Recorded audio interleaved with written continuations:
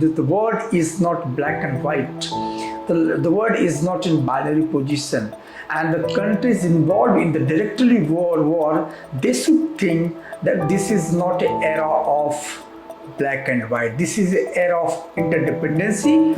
Israel is the only country in the world which is surrounded by all enemies, and that is the reason why it has one of the best warfares or arms and ammunitions available. You see the US, which is coming in direct context by supporting Israel. So this is not less than a Cold War situation which was prevalent after Second World War. And India becoming the third largest global powers, yes, definitely. And for that, the India's reliance or dependence over energy sector has to grow, whether it is conventional sources or non-conventional sources.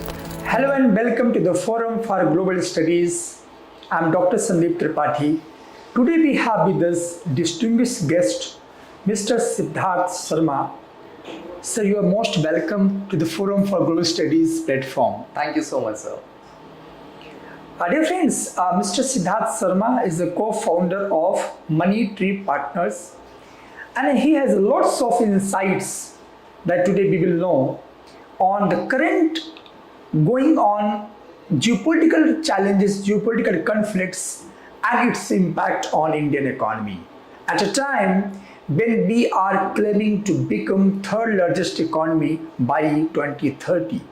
So what are the repercussions and impacts of the current ongoing conflict in the Middle East as well as in Russia-Ukraine?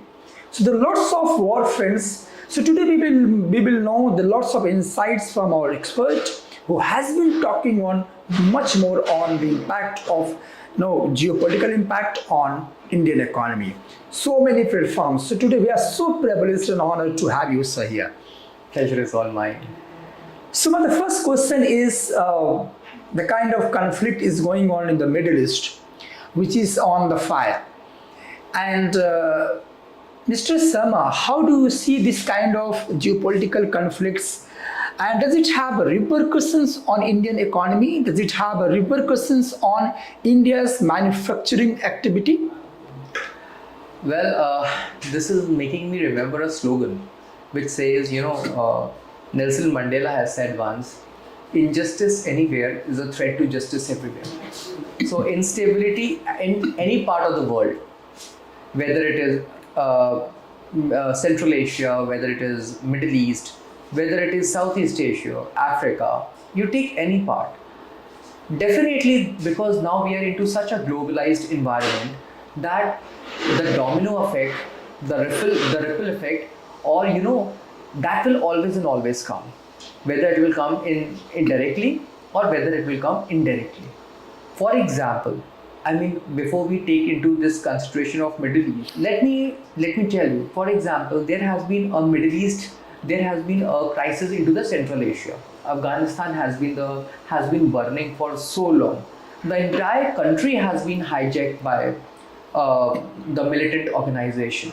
So don't you think that it has a ripple effect in, let's say, into the developed world, Canada or US or Southeast Asia? It definitely has. If not on an economic onto the religious basis, if not on the religious basis, some terrorist organizations developing their militant base in some other part of the world and getting arms and ammunition from Afghanistan. So coming to your point, as far as the Middle East is concerned, it is a very, since time immemorial, I think when I have been born, I have always been hearing about this Middle East crisis.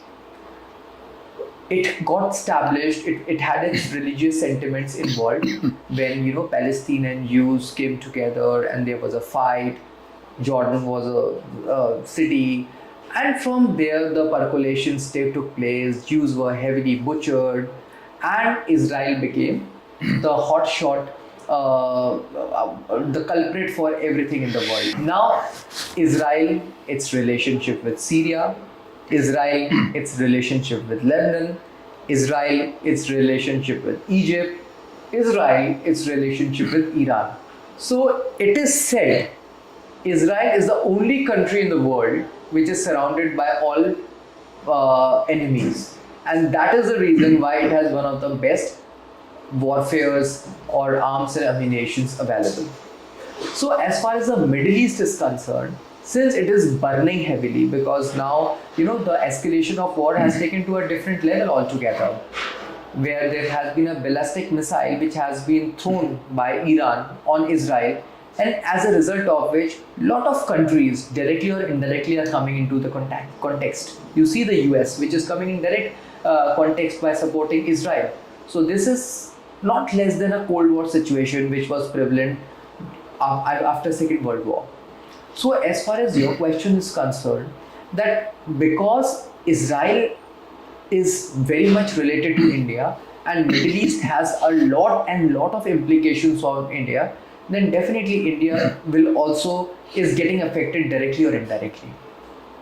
So if you want to ask me this question, that how is India getting affected? See, my question is, that is very true that geopolitical tussle is going on there. But as we know, India is the third largest energy consumer country. And it's 85% dependency on its crude oil. Generally, Middle East has been a large source of oil for India. How do you see that in terms of a country which is on the race to become a third largest economy, and energy is very crucial for that? Exactly. Do you see any kind of disruption in terms of the supply chain disruption? Because we are heavily dependent on Middle East, especially Saudi Arabia, Iraq, Abu Dhabi. So, though we know that Iran is not, is one country that is directly related to crude oil, but at the same time, we are talking about the Middle East because the Middle East is on fire. Yeah. So, how do you see the supply chain disruption? So, of course, I think energy diplomacy, since you are an expert of international relationships, you know that there is a complete thesis which talks about energy diplomacy. Energy diplomacy is a very, very important diplomacy, and that is basically one of the biggest diplomatic topic in today's world. So if you talk about India becoming the third largest global powers, yes, definitely.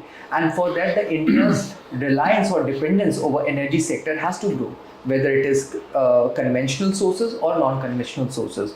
At this point of time, though the non-conventional energy is also growing now, whether you talk about solar, you talk about wind, you talk about, hydroelectric, or you talk about nuclear, that is entirely a different topic. But still, India's biggest chunk of energy is coming from the conventional sources, where crude plays a very, very crucial role. And in fact, its dependence, so of course the oil producing nations, whether it is your Middle East, which includes your Saudi Arabia, includes your Yemen, which includes your Iran, which includes your Iraq, Dubai and all that. These are one of the biggest oil producing nations of the world, and they are the biggest controllers of the energy. Your OPEC countries are being dominated by these players basically. So they have a lot of ripple effect whenever the turmoil or instability comes within the Middle East. Now, as far as the oil sections is concerned, or as far as the oil part is concerned, definitely as and far the oil cost increases because of any instability, whether it is the bilateral relationship problem or whether it is a war situation, by default it has a direct impact over the macroeconomic stability of the country, of India specifically. And how does it work? It's a very simple phenomenon. Since the current account deficit is something where which is directly dependent upon the crude, because current account deficit is how much you are exporting and how much you are importing and the balance of that. Because the crude is rising high, therefore the current account deficit increases. The moment the current account deficit of any country increases, the fiscal deficit also increases, because current account deficit and fiscal deficit are the brother twins. And the moment the fiscal deficit increases, the inflation increases, and the complete macroeconomic parameters of this country goes for a turmoil. So specifically, if you're talking about India, because India is heavily dependent upon the crude oil, specifically from the Middle East, though now we have also developed some bilateral relationships with Russia, that's a different case altogether. But because the crude is getting, the cost of the crude is going high, therefore the current account deficit goes high, and the complete macroeconomic parameters of the country goes for a toss. And there's one thing more. Whenever there is a situation like war, I think more than the macroeconomic parameters, it completely creates an instability into the mind of the citizens, investors, citizens, because war economics works entirely different. Works in an entirely different manner, because every country of the world has allocated a specific section of money for different spheres, whether it is agriculture, whether it is education, whether it is health, and so on and so forth. Now, during the war economics, the things goes for a toss.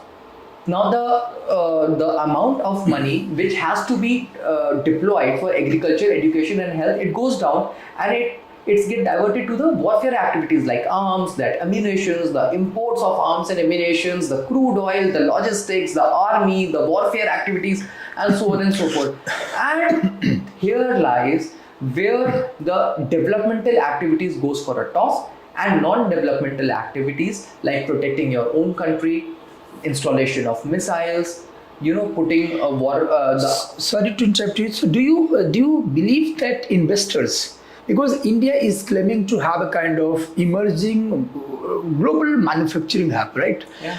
And in that context, if there is volatile in Middle East, and especially there is a corresponding impact on India's energy security. So, do you think any kind of disruption in terms of the investors to come in India? Definitely. Logistics backward. What is manufacturing? Manufacturing is nothing but the streamlining of your backward and forward integration. Yeah. And what is backward integration? Backward integration is nothing till the time the consumer is not coming into the picture. Everything which is happening behind the screen is a backward integration. Whether you're talking about the sentiments is the only thing which drives the investors. If the sentiments of any of the investor community goes for a toss. So, sorry to interrupt you. It's one-to-one, back-to-back questions, because very interesting conversation and insight from your side. So, I just request you kindly explain as our audience in very simple term that this Iran-Israel conflict, does it have direct impact on a layman, especially on Indians, each and every Indian? Because generally layman perception is that the war is going on between Israel and Iran. But as expert, I just like to know from your side that do you think that this kind of war, it is not a bilateral engagement war?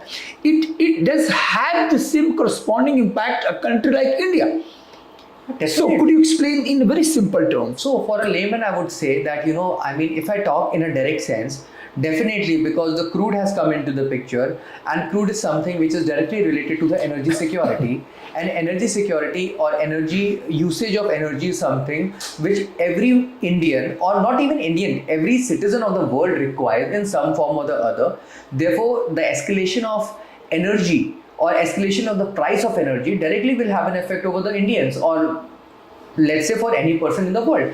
And because India is a heavily import dependent country when it comes to energy section, therefore definitely no person in this world will not be affected. In fact, everybody will get affected if such a turmoil comes. And you should also not forget that India is also the second largest Muslim populated area, a dominant country of the world.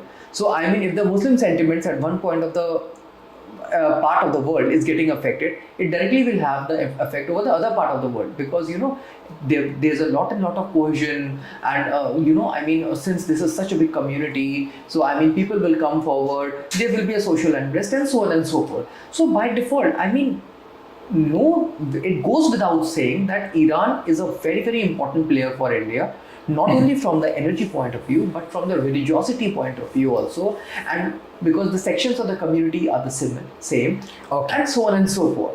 Okay. So definitely it will have an impact. It is having an impact. And as far as, again, coming back to your point, investors' point of view, yes, you can see the certain turmoil which is taking place into the Indian capital markets.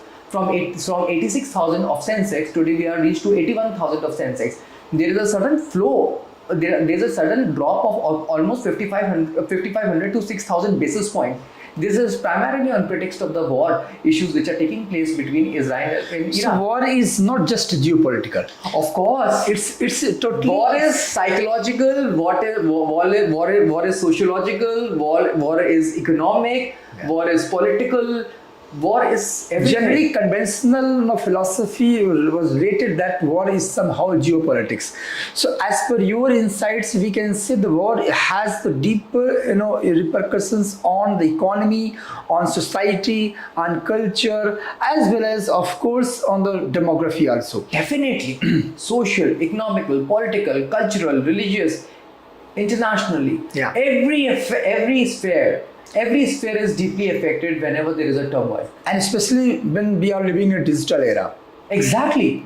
Digitization, I mean, there are few synonymous words, whether you call it digitization, whether you call it privatization, you talk about globalization, I mean, you talk about porous borders, everything is something where there is, to and fro flow of energy, information, data. So, I mean, again, I would say that, injustice anywhere is a threat to justice everywhere. I mean, this will definitely have an effect. Okay. So, as a financial expert, could you explain something on, is India resilient to cope with this kind of challenges if war prolongs? Yes. Long. So a good question. India has always been known that energy security plays a very, very crucial role. And since India is aiming to become the third largest economic superpower, therefore the consumption of energy definitely will increase to a great extent. Now the point is, this insight was very well there when we were installing energy reservoirs into the different parts of the country. Now, during the Ukraine and Russia war, we were importing the crude oil from the Russia at a very cheaper valuation. The whole idea was to make this country an energy efficient or energy resilient country where the common layman doesn't get affected because of this. India would have approximately 2 months or 3 months of reservoirs which is kept and which will at least stabilize the country. But if the war prolongs for a long period of time, the reservoirs will get exploited. Yeah. And in that case, definitely the backward integrations will get affected. So if you very closely watch over the, the news, so we have a lot of Indians which are there in Middle East. They get affected. Yeah. That complete Red Sea, that Suez Canal, that is getting affected. The transportation cost has increased because now people are taking, or the corporates have to take that Horn of Africa route and not directly. That has, the logistic price has increased, the delay has come, and so on and so forth. Why are we talking only about the crude oil? There is a lot of export and import of agricultural commodities, tractor, parts, services, which takes place through the Suez Canal, through the Red Sea. My next question to you, Mr. Sharma, that do you think that, you rightly pointed out that let's not confine only the crude oil, and we generally are very concerned about the import. But at the same time, Strait of Hormuz, that is located between Oman and Iran, it's very crucial, it's a very oil choke point. We can say, I think, that the disruption of export also, if India is willing to export something and this transportation, especially this transit route, is disrupted, as it was happened during the Russia-Ukraine war. We have seen that Ukraine has been transit country from Russia to EU, and now because of that war, it has affected, and the entire European Union economy affected because of the shortage of the oil and gas. So, my point was that to you, and again I'm asking that this on our sea route, that is very crucial for the sustenance of growth, economic growth. Do you think, because we have seen the Red Sea, the kind of volatility, especially Yemen and the USA. Recently, USA attacked on Yemen, and Yemen is continuously launching, hypersonic missile on Israel, and at the same time, Strait of Hormuz. So, how do you see these are the very geostrategic locations, and how should India and how will India, manage this kind of challenges? See, I want to tell you one thing. War is such a situation which nobody can manage for a long duration of time. It has to come to an end because everybody is looking out for normalcy. Yes, of course, at this point of time, it's flaming, it's burning. That's a different case. And as a result of it, everybody is getting affected. And coming back to your point, it's not only the crude, it is every section which will get affected, like whether it's you talk about agriculture, you talk about services, you talk about technology. Do you know that there had been a lot of underground cables which are laid through that Suez Canal route? So, I mean, what if those gets disrupted? The entire service industry will get affected because of that. So, I mean, as a viewer or as a spectator or as a person, I mean, let's not only confine to crude. I mean, everything, there would be delay, there would be inflationary rise. And when I talk about inflationary rise, it is not only directed to crude oil, it is also related to agricultural products. India is still a country which is so agricultural dependent. You talk about exports, you talk about imports, you know that just one lower statistics which comes meteorologically, when the rain goes down, the sugar sector gets affected. And here though you're talking about something at a very, very higher level, where the complete disruption is taking place into the logistics side. So no country of the world will get can remain immune, and especially the developing countries where where the continuous inflows are required at each and every point, because we don't have so much high reserves that we can sustain this huge population. India is one of the highest consuming nations of the world, right? So how would you consume, or how would you allow your population to stay without basic meals? That's very important. And again, I would say that this Strait of Hormuz, what you were talking about, and you're talking about Red Sea, and you're talking about Suez, is one of the costliest canals of the world. Yeah. I hope you know. One of the busiest canals of the world. Why is it one of the busiest canals? Because it is a gateway between East and West. Yeah. So a gateway which is between the East and West is something, that locking of that canal itself is like locking of the two bilateral relationships. Yeah. Not only between Iran and Iraq and India, but between India with European countries, India with US, India with Canada, India with, you talk about, western part of the Africa like Morocco and all that stuff. And we have seen sorry to interrupt you, we have seen how Yemen is disrupting this kind of sea routes, attacking ships on US ships and UK ships. So I think this transit route is getting weaponized. Yes, the transit route is definitely getting weaponized, and to my understanding, to some extent it is political also in context, because some of the countries of the world wants to destabilize this part so that they get an upper edge over it, and some is obviously it has a natural pretext also. So I mean, weaponization of this part of the world, definitely it has a domino effect over any part of the world as well. This is point number one. Point number two is that this context of weaponization of the Red Sea or Strait of Hormuz or Suez Canal, this is not only confined to Iran and Israel. I mean, since time immemorial, whenever any furor or any spark emerges into this part, this weaponization of this transit always take place, because every part of the world knows that this is one of the most critical zone. This is the connectivity between East and West. This is the connectivity between the logistics of East and West, the relationships between East and West. If you're weaponizing this, the whole instability comes. It's just like what? The heart of the body. It's the heart of the world. So yeah, very interesting insights from your side. That weaponization has always been there. It's not first time, and it's very interesting insights from your side that the kind of disruption is taking place from the entire Red Sea, Suez Canal, and Strait of Hormuz. So, do you think any alternative if the war prolongs long? So, because it is stated that for the short time India can now manage, especially we talk about the direct impact on Indian economy, but the long term. And it's not in India. Each and every country will be affected. As you pointed out, the logistics are interconnected. Each and everything is interconnected. Your agriculture, your products, your export, your import.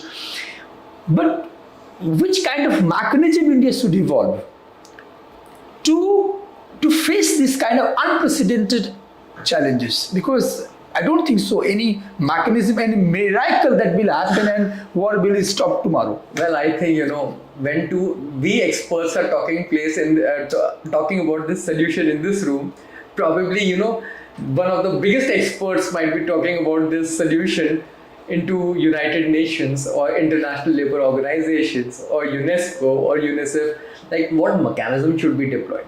Yeah. That's very, very important. I personally find that at this point of time, where our growth trajectories India, first of all, has to be a self-reliant nation. Correct. Without self-reliance, volatility in any part of the world will have direct implication over our stability, macroeconomic stability. So when it comes to food reservoirs, when it talks about energy reservoir, India has to have reservoirs not only for 3 months, but let's say for 6 months. This is for sure. And for that, more and more constructions of underground, what I should say, the canals or underground, the drains should take place so that the crude should be stored, and it should not only be entangled for 90 days, it should be for 180 days. This is a short-term impact. If you're talking about from the long-term impact, I definitely think, and this point I've thought over myself a lot of time, it's basically the zone for United Nations to come forward. And But unanimous. UN has become dysfunctional. Yes. So that's what kind of role you are expecting from India? I mean, becoming the P5 members, a permanent organization, having its own veto powers, having its own say. I mean, today I myself do not, though we are digressing from the topic, I myself have never been able to understand why isn't India a permanent member in United Nations. It has to be. One of the emerging powers, highest GDP nations, forex reserves are high. I mean, when the entire world is looking forward, how can we stay still into an archaic zone where only 5 countries can dominate the world? So, the world should unanimously come forward. India should become the permanent member of United Nations, point number 1. Point number 2 should be like self-reliance, which India should come forward in terms of the energy security, and India should, as a part of what I should say, peacekeeping mission, India should come forward to act as an interlocutor between these two countries, because war is something which is always and always destructive. Imagine about infants. Humanitarian crisis takes place during war. So as an interlocutor, if the country is coming forward between Israel and Iran to where the equilibrium can be managed, I think nothing better than that. And why India? Yeah, it's the complete responsibility of all the world, all the countries of the world to come forward to act as an interlocutor. But India is coming as a leading role. India's resurgence Exactly. as a global stakeholder, as a responder, as a peacemaker. Definitely. And this is not for the first time that India is playing such a role. You've seen Africa, India has always played a peacekeeping mission role. You've seen Angola, you've seen Uganda, you've seen Brunei. India has always played a peacekeeping role.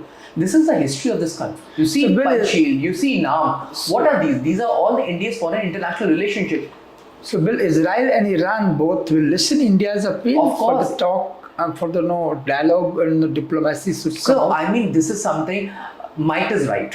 This is always correct. And since India is emerging as one of the superpowers, and India holds a very strategic relationship with Israel, as good friends, as good allies, they understand this thing that, if there is some country like India which is coming forward as an interlocutor and which has a global standing of its own, they will definitely listen. Why not? It's a win-win situation, sir. It's a win-win situation where there is a peace and harmony. Otherwise, do you think that this is a win and loss situation? A war is something which leads to destruction and autopsy at both the ends. So that means, thank you so much. You're very highly insightful conversation, and that means, do you believe? My last question to you: do you believe that this time the world is not black and white? There is a gray areas. There is a gray area, and in that gray area, because the US sees black and white, Israel see the black and white, and Iran see the black and white. When Iran now declares, Khamenei Sahib declares, okay, either you and our. No, Netanyahu declares whether you and our. So, do you think that we are living in an era of interconnected, in an era of highly interdependence, when each and everything is interconnected? So, do you think that this is not an era of black and white? This is an era of grey something? Of course, when you talk about the international relationship in general, there is nothing binary. Yeah. It's always into the grey zone where the relationship flows. So let's say, for example, it is not, for example, how would you discuss Indian relationship with China? It's always into the grey zone. Today you are having a peacekeeping mission, tomorrow you will be having some fight between the two countries. So it's always a grey zone. International relationship, that's why it is known as diplomacy. The word diplomacy means something which is into the grey zone. So I mean binary, and of course when there is a globalization, the flow of information, the flow of knowledge, the flow of energy, when everything is flowing all across the world, then of course in that point, I mean nothing could be black or white, everything is grayish, and into that grayish tinge, somebody has to come forward, and that is the reason, we are I mean just as in artificial intelligence, you talk about fuzzy logic, which is not 0 and 1. In the similar manner, there is no 0 and 1 when it comes to relationships, and that is where that the whole ideology starts, activation of the ideology starts, and really the harmony and the everlasting relationship gets developed. Thank you so much for this very insightful conversation with Mr. Siddharth Sharma ji, and he has lots of insights he has shared with us, and I hope that dear friends that the world is not black and white. The world is not in binary position, and the countries involved in the directory war, they should think that this is not an era of black and white. This is an era of interdependency. So the last question, and the question to you, dear friends, audience, does economic interdependence dilute the frozen conflict that is going on across the world? Thank you so much, dear Siddharth ji, for coming, for joining FGS. Thank you. Pleasure.